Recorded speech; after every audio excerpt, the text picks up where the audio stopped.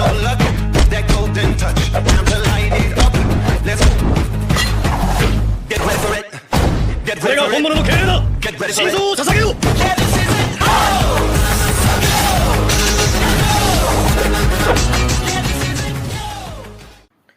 Episode के start में वो क्रिएचर बाम के ऊपर हमला करता है, जिसे बाम अपने स्वॉर्ड से रोक लेता है।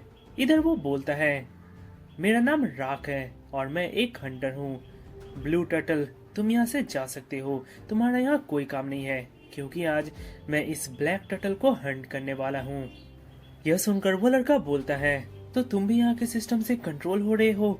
यहाँ के हायर अप्स ने कहा कि हमें 200 लोगों को मारना है और तुम लोगों ने बिना सोचे समझे एक दूसरे के ऊपर हमला कर दिया। सच में तुम लोग भी। खैर मैं चला, बाद में मुलाकात होगा, क्योंकि मुझे यहाँ पर बहुत सारे स्ट्रॉन्ग लोगों को ढूंढना है और उसके साथ दोस्ती करनी है, जिसके साथ मैं एक साथ टावर को चढ़ सकूं। तो हम फिर मिलते हैं। यह कहकर वो वहां से जाने लगता है, पर तभी उसका नजर बाम के स्वॉर्ड के ऊपर जाता है।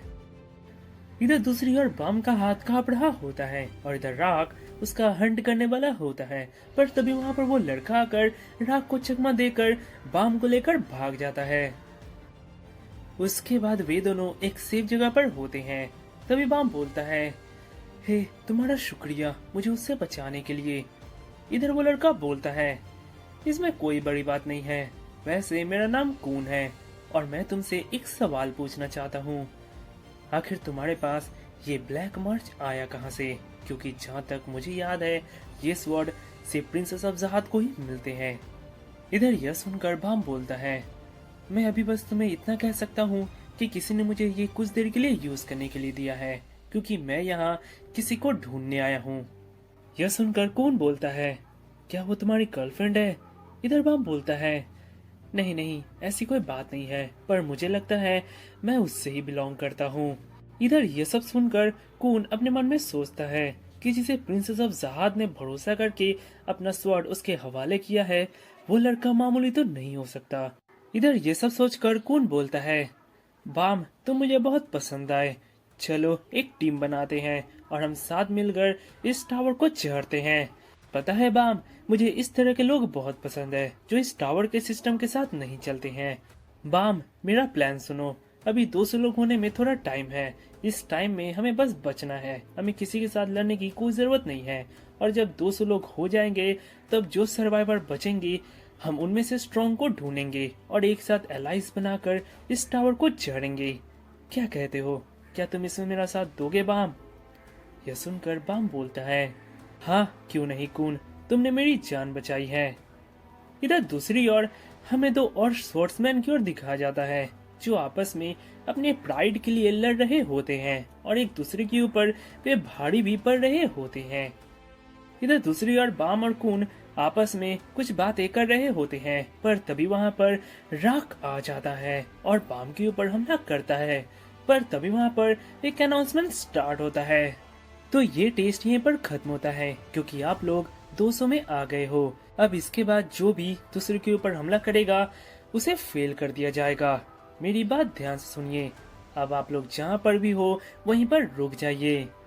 तो अब टाइम है दूसरे टेस्ट का। इस टेस्ट में आप लोगों के पास टाइम है 5 मिनट। इस 5 मिनट में आप लोगों को 3 जन का एक ग्रुप बनाना है और काउंटडाउन खत्म होने से पहले एक दूसरे को टच करना है और आप लोग पास हो जाओगे। तो आप लोगों का टाइम स्टार्ट होता है अब। और हाँ, जो लोग भी इस 5 मिनट के अंदर टीम नहीं बना पाएंगे वे फेल हो जाएंगे।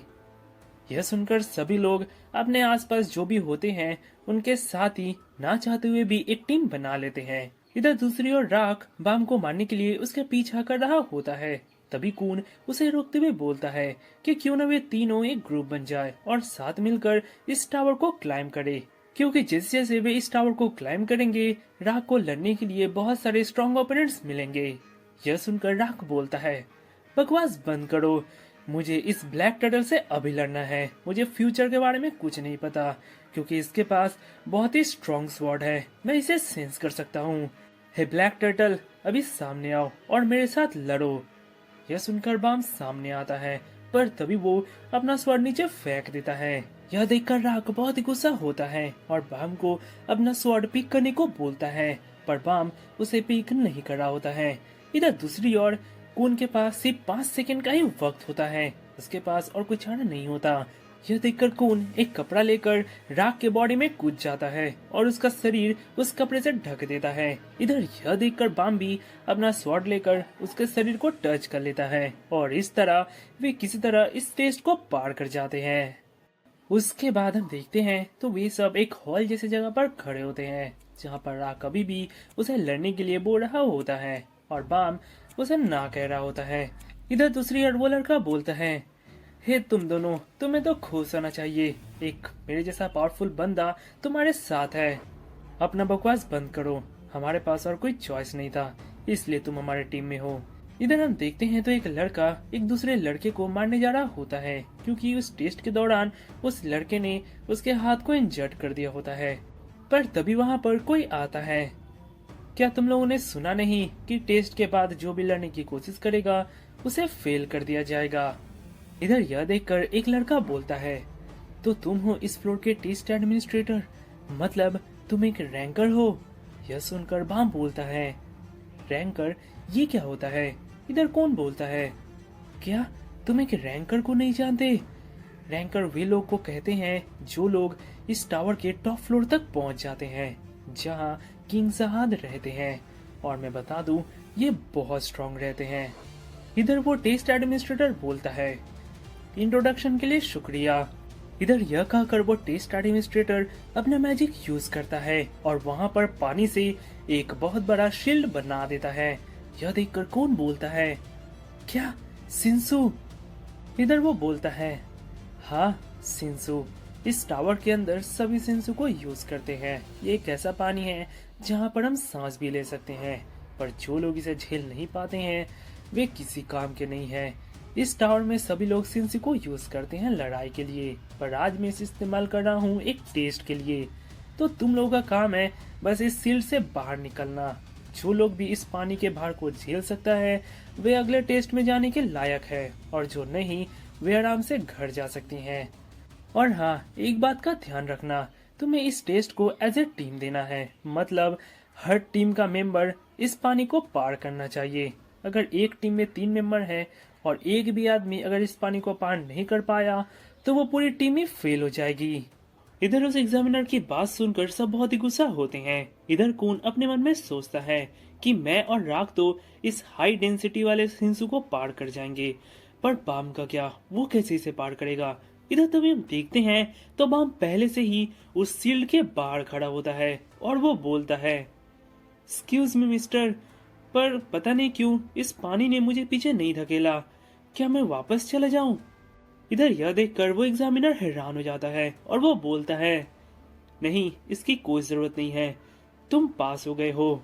यह कहकर वो अपने मन में कहता है, लगता है टावर में एक मॉन्स्टर आया है।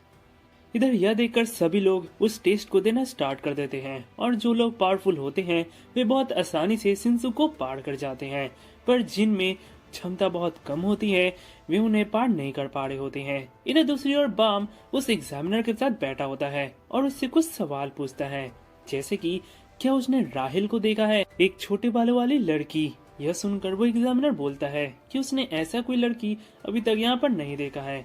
इधर बाम बोलता है, मुझे आपसे और एक चीज पूछना है, ये इरेगुलर क्या होते हैं? यह सुनकर वो एग्जामिनर बोलता है, इरेगुलर वो इंसान होते हैं जो इस टावर के नियमों का पालन नहीं करते हैं। ये टावर 3 भागों में बटा हुआ है। आउटर डिस्ट्रिक्ट, जहाँ पर नॉर्मल इंसान वास करते हैं, जहाँ उनका घर है। इनर डिस्ट्रिक्ट, जहाँ पर अभी हम लोग हैं, जहाँ तुम टेस्ट देकर ऊपर वाले फ्लोर में जा सकते हो। और एक होता है मिडिल डिस्ट्रिक्ट, जो इनर डिस्ट्रिक्ट और आउटर डिस्ट्रिक्ट को जोड़े रखता है।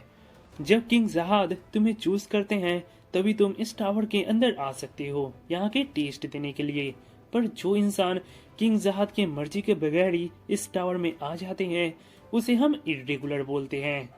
यह सुनकर बाम बोलता है, क्या इरेगुलर होना खराब है? क्या वे बुरे इंसान होते हैं? यह सुनकर वो बोलता है, बिल्कुल नहीं, ऐसा जरूरी नहीं है कि सभी इरेगुलर बुरे हो। कुछ इरेगुलर तो बहुत अच्छे भी होते हैं, जिन्हें मैं पर्सनली जानता हूँ। इधर दूसरी ओर सभी ताकतवर इंसान बहुत आसानी से सिंसू को पार कर जाते हैं, पर जिनमें ताकत नहीं होता वे अपनी ताकत लगाकर सिंसू को पार करते हैं। इधर राख और कून भी उस सिंसू को पार कर रहा होता है, पर तभी कून का बैग उस सिंसू में अटक जाता है, जिसे कून बहुत आसानी से टान कर बाहर निकाल लेता है।